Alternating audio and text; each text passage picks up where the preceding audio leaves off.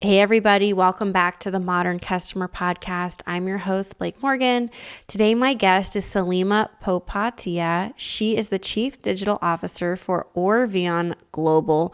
Orveon is made up of 3 different big brands, which we'll be talking about. And we're talking all about creating a digital strategy for a successful makeup e-commerce company. Salima has an incredible wealth of experience working as Senior Vice President of the Estee Lauder companies. Prior to that, she was Vice President of Ray-Ban at Luxottica Group and Senior Vice President of Global E-commerce and Digital Strategy at Stuart Weitzman. Today, we're talking about e-commerce trends to watch. We're looking at the current state of the digital beauty market, and we're talking about creating a digital strategy in general and what all of you watching and listening need to know, especially in the first 90 days on the job. Let's get to this episode. Please enjoy Salima Popatia.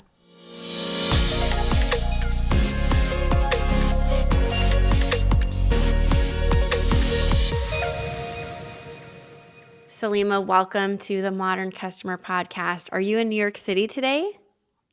I am, and it's beautiful and sunny. Oh, wonderful. Well, I have to admit, I was poring over your LinkedIn profile this morning and I thought, oh my gosh, she is so cool because she has all the best jobs at all the coolest brands, fashion, makeup, and then doing digital, like one of the early movers in digital. So could you just talk about like early on, Salima, like how did you become so interested in digital and makeup and retail? Sure. So I spent most of my career at Estee Lauder in beauty. I happened to fall into that role, so I was very lucky.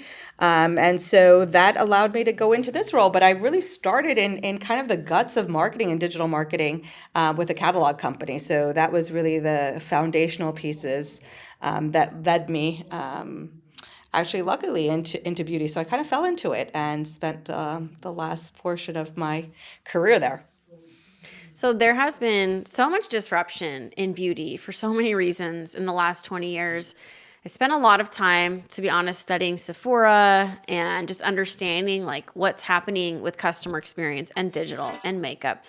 What are some of the major trends that you've just seen, even in the last 5 years, that are different than what we encountered before with beauty and e-commerce?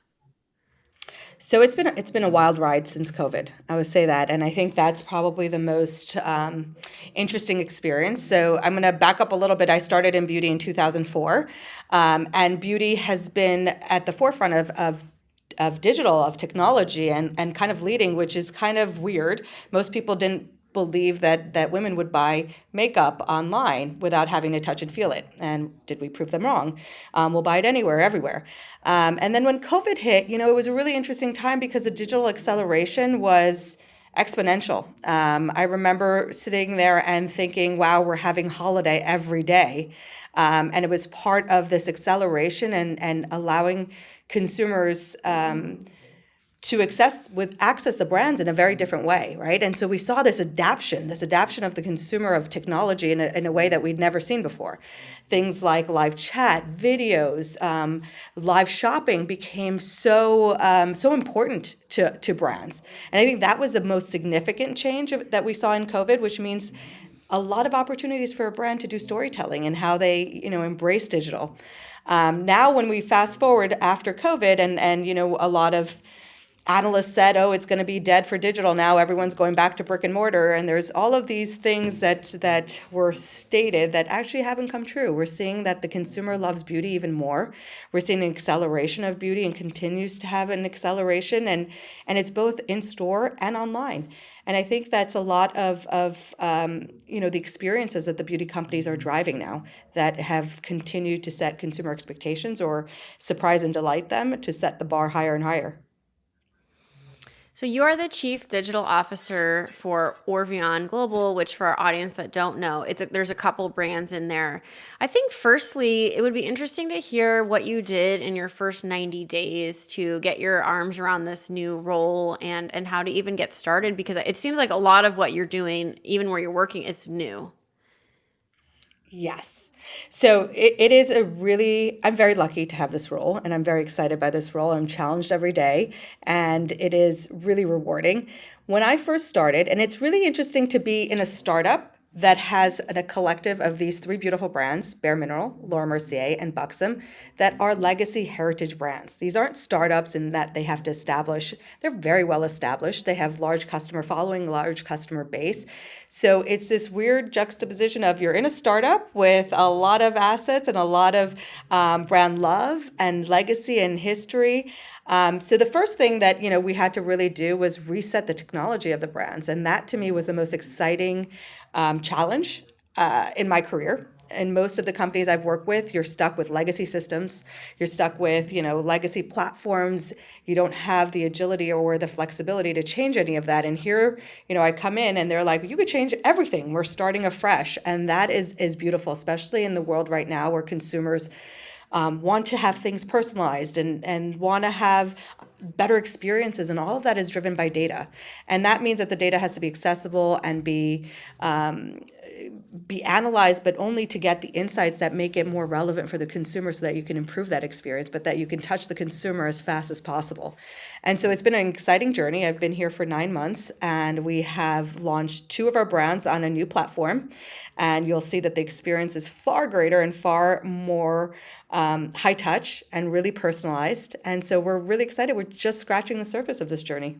Yeah, I'm a big customer, at least of Laura Mercier. And, makeup, it is so tough because, yes, digital, like, how do you know if it's a skin match? How do you know if you're wearing too many products? And, like, so many of us, we've had to teach ourselves how to do makeup. So there's also this just big learning curve. What are some of the trends you're seeing in how customers are shopping that was different than even prior to COVID? I think there's a real interest in education and learning. So guided navigation or even guided experiences in picking and selecting a product. Quizzes work really well when you're able to tell a consumer, to your point, how do you find your right perfect shade? A lot of that is understanding some of the skin concerns, some of what they're trying to get as a benefit of the product, but also when you pair that with a virtual experience of seeing that and being able to have a virtual try on, that becomes a proof point. And that has been super powerful and so important in the consumer journey and understanding not only the benefit of the product, but how well of a product matches it for them or shade matches it for them. And then you couple that with live chat who can instantly answer your questions from an artistic standpoint, not just from a technical order standpoint, but you have real makeup artists who are engaging with you. That becomes really powerful then in that moment for the consumer. So, Chief Digital Officer, this is obviously a newer title. I imagine a lot of what you do, Salima, is data, looking at data all the time. Is that a big part of your job? It is definitely a big part of the remit. I would say we're so early, we're still generating the data to evaluate. Right now, my focus is really on the consumer and on the consumer across different touch points. So everywhere that is relevant to the consumer, from PR to influencers to social channels to our e-commerce channels. So where is the consumer? How do we express our brands is super important to us, but also from a creative standpoint. So I oversee creative as well. And how do we build the experiences and the right creative journeys for our consumers in a way that is really relevant, but that we can also do a lot more storytelling around our products, around the benefits, around the consumer. So it's much more than data and analytics. It's a lot more about the consumer and understanding who she is, who he is, where they are, and how to become relevant to them for whatever they need. So, do you think the beauty industry would be different than other industries? And if it is unique, especially with digital and how you sell to that customer, how is it different?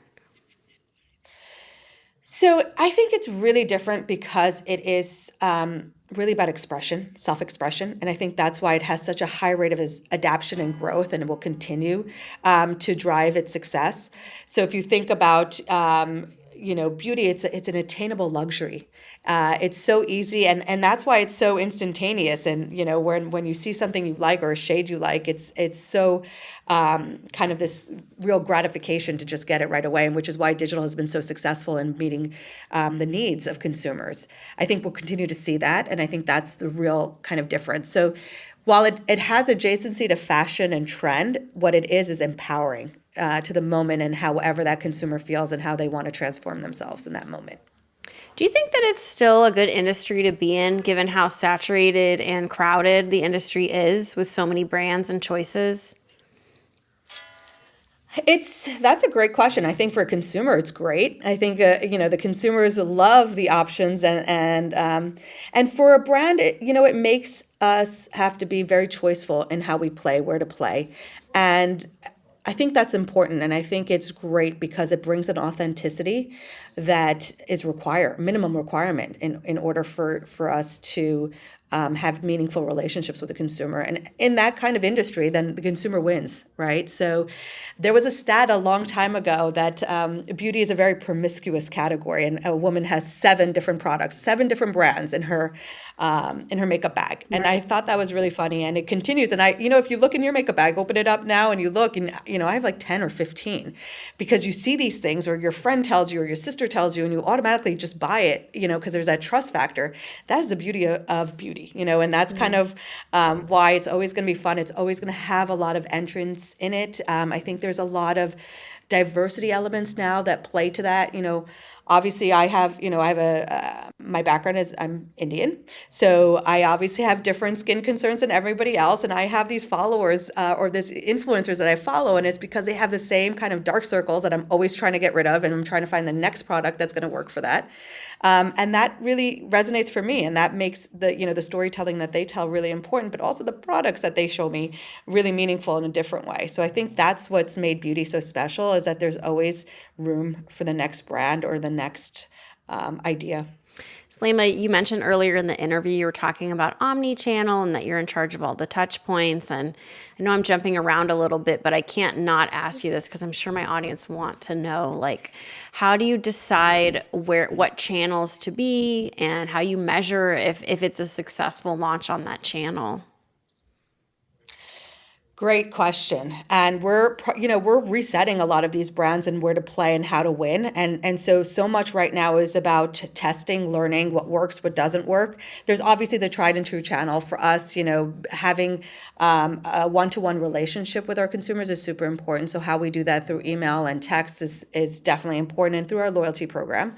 That will continue, and those are kind of foundational pieces. But then how do we think about the storytelling? I keep going back to storytelling because I think it's so important in today's context. That means we need to be on a Facebook for a Bare Minerals loyalist, because that's where she is. But then we also need to be on TikTok for Bare, because that's where the future customer is. And it means that you get to tell your brand story again and again in different ways. And we do have to make choices in where to play for what, when, where, and how, but it's never about, we need to be in all channels, and we need to be really relevant to where the consumer is. So it's how do we keep doing more? And we like to say and, not and or anymore. So as much as we can do organically, the teams have been doing, and we utilize the brand resources. We call it the army of sales, which is our makeup artists and our sales teams that are in the market, that love the product, that know the product, and who get out there and really touch consumers. And that kind of content we continue to use, and it's organically driven, and it's really meaningful. So it allows us to be in multiple platforms with little investment. Yeah. So one of the things I think about, Salima, when I think about Laura Mercier is, how I was introduced to the brand. And I think it started at Sephora, probably getting my makeup done for my wedding, and then buying it online. And then there's a mom and pop store where I live in Calabasas, California, that sells it. But it's interesting because it's pretty kind of, I don't want to say all over the place, but like your makeup is in many stores, many channels, many resellers. Like, how do you manage that? Because it is a bit complicated, and maybe some of it's just beyond your control because other brands are managing the experience.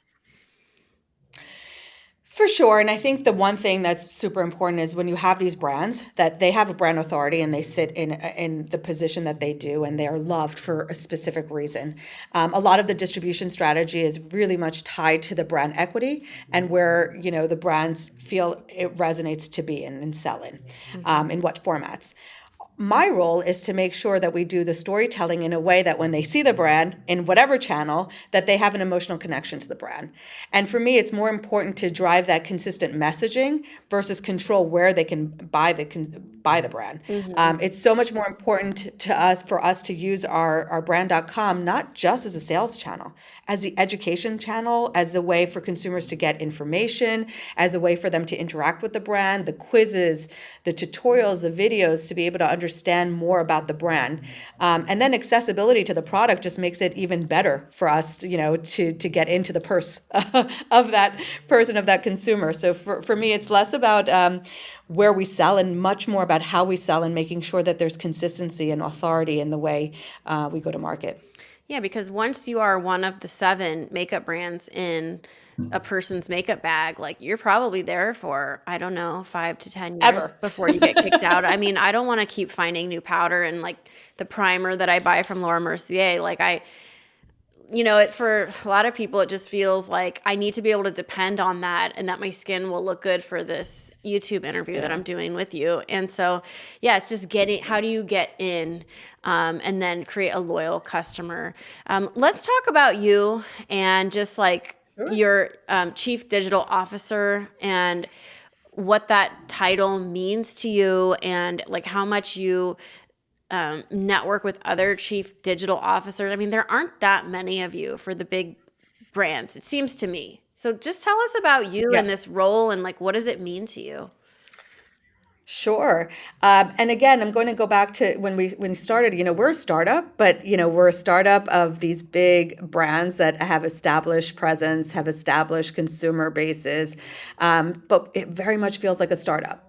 So, it's less about title and having equity in who I meet with and more about being at the forefront of understanding what's happening now. So I love to go to different forums and to hear about different technology and to hear from different companies and brands on their successes, on their failures, on what's working, what's not. And there's so much technology happening right now with ChatGPT, AI, all of these things, metaverse and VR. And for us as brands that are really in a position to say we're startup, everything is kind of like go get it, and what works and what doesn't work, and that point is exciting. And so for me, it's less about like making sure that I hang out with the other chief digital officers, but much more about like what is working right now, what's relevant, how do we. I am a roll up the sleeves practitioner at heart, so for me, I love to geek out on the technology, the data, the marketing, and what works for consumers. So it's for me a good conversation is being at any kind of digital summit where we're talking about like what works for a brand. And what I love is that when you think about a digital experience, especially for a consumer, it actually does translate across different industries. So you can learn a lot more outside of beauty than you may learn inside of beauty. And so that to me is kind of the sweet spot of where do I go to find that type of information. So one of the things I think our viewers and listeners are wondering about, Salima, is the organizational structure. So like you're chief digital officer. Do you report to the CEO? Like, do you own digital customer service? What does that organizational structure look like for your role? Sure, I do report to the CEO, and my team is really the way I think about the team is more about the consumer, a consumer 360. So under my team is creative, social and influencer, PR, customer acquisition and retention, digital commerce, digital experience, and analytics and data. Now, I'm giving the kind of pillars so you understand how broad the depth is and how wide it goes, but it's because we really want to have a seamless 360 experience. This is very different than what most companies set up, and this is the beauty of Orveon, and one of the reasons I came to work for this company because I thought it was really forward thinking in how they think about the consumer and how to deliver really a meaningful experience for the consumer, but at the same time, we are brand led. So while my team goes across all of these different areas and channels, my hip and hip are my brand presidents and making sure that we work together to deliver a brand experience that's relevant, but on brand and on brand equity. So that is kind of where there is a lot of partnership with the brand and a lot of support to make sure that the experiences that we deliver really hit home for the consumers and are meaningful, right? So it is, a 360 view of the consumer, but then the brand has, their messaging that's layered on top of that. One of the things in your pillars you said is analytics. Are you very focused on just how much bang you get for your buck and how much return, and anything you could share with us about the analytics strategy? Sure. And, I think everyone has talked about data or, talked so much about data. And I talk about analysis paralysis because there's never enough data, but no one has enough data. And yet, how I like to think about it is ensuring that we use the data where it's meaningful. Not just to analyze the data. To me, what's important or what is meaningful is when you look at the data, that you take these insights, but you really say, so what? What step changes do we want to make that is meaningful to the consumer? So we like to call it insights to action versus just insights for the sake of insights. And I think we're really early in our journey on that. Obviously, as a new company, we're still gathering the data that's meaningful for us, and the way that we go to market has changed. So it means that the way we learn and kind of the insights that are going to come out of it are going to be very different. That means we have to continue to evolve. So right now, it's more about getting the data in meaningful places so that it can be utilized to deliver a consumer personalized experience. And what that really means is looking at the consumer behavior and saying, okay, what is the next best action we can take from that?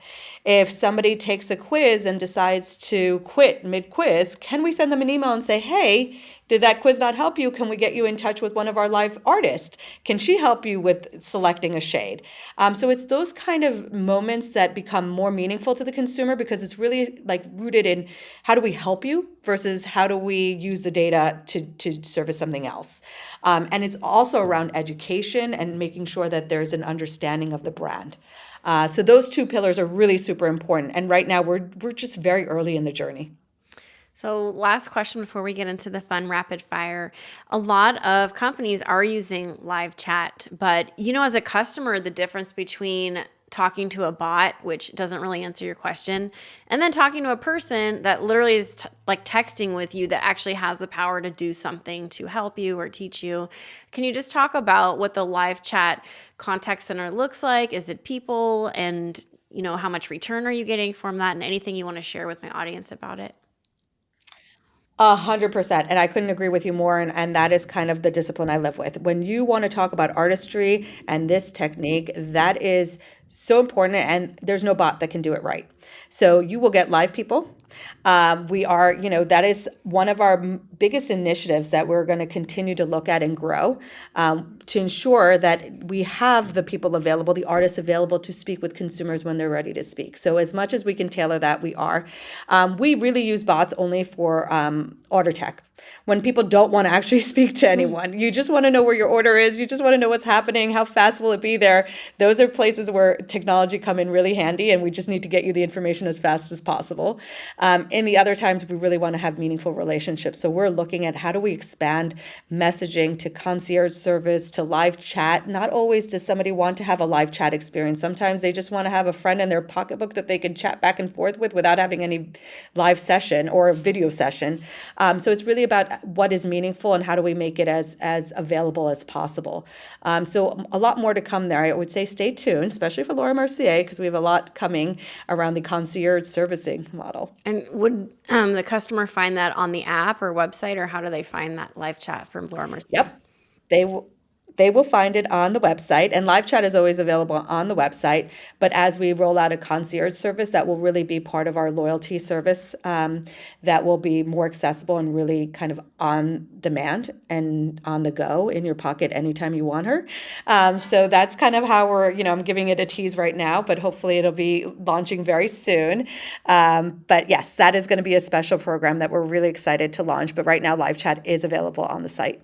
Wow, I'm just going to have to try that because I still have some questions about the makeup anyway, I'll have to get back to you on how that goes. Let's do some fun rapid fire to just get to know you on a personal level. Are you game for some questions? I hope so. I will see. Hopefully they're not too challenging. No, they shouldn't be. Just whatever the first thing is that comes to mind. All right, first question. What does your morning routine look like? Oh my God, chaos. Got two kids, 13 and 11, and every morning is different. It just starts, with coffee, and I have a crazy dog and a cat. So it depends on, who is crazier in the morning. But it really is about getting everyone out, even including the dog, on time, so that everyone can make it. So we really start around 5:45, or at least I do, and everyone's out of the house by 7:30 usually, which is pretty fast. Yeah, awesome. Do you have a unique leadership hack that got you to where you are today? Unique hack. No, I think I like to, I'm very close to my team. So I would say that I tend to spend a lot of time with them. And my biggest leadership hack is listening to them, going out to drinks with them. I think that's where you learn the most, when it's in the informal sessions, because that's when there's a little bit more comfort to share things that they may not normally share. So I think that's more important than anything. That's so great. I love that. What do you do to relax at the end of a hectic day? Ooh, that's a good question. A glass of wine and a Netflix binge. What's your favorite leadership book or resource? Oh, God, Renee Brin. She was the one. She's so good, and she has so many books. So I have them all on my shelf. I refer back to her teachings, and it's so funny with social media now, because you have like selected, or you liked her one of her quotes. All of a sudden, that's all that follows me around now. So of course, Right. top of mind. Yes. Awesome. Brene Brown. Good job, Brene. What's your idea of perfect happiness? Oh, that's a good one. Costa Rica. We Oh, have yeah. a home away from home in Costa Rica, and it's my happy place. What is one mental health strategy for managing hard days? Oh, binge TV. Well, I guess you've already answered this. What's your favorite type of vacation? Yep, Costa Rica, and Yeah. just it's active, and it's kind of, you could do whatever you want. It's the perfect place. If you could have lunch with anybody, dead or alive, who would it be? Oh my God, that's a tough question. Oh my God, I'm gonna have to pause on that and come back to that. What's the next one? We're gonna come back to that. If you had to describe your life in one quick motto, what would that be? Where there's a will, there's a way. A will can find a way. It's always been my dad's motto. He's ingrained it into us. It's funny. It's top of mind. I love that. Did you think about who you would want to have lunch with? The funny thing is, I don't have lunch. That's part of the problem. I'm thinking about, like, what did I do today? I Dinner? scoffed a salad as I walked around. Dinner.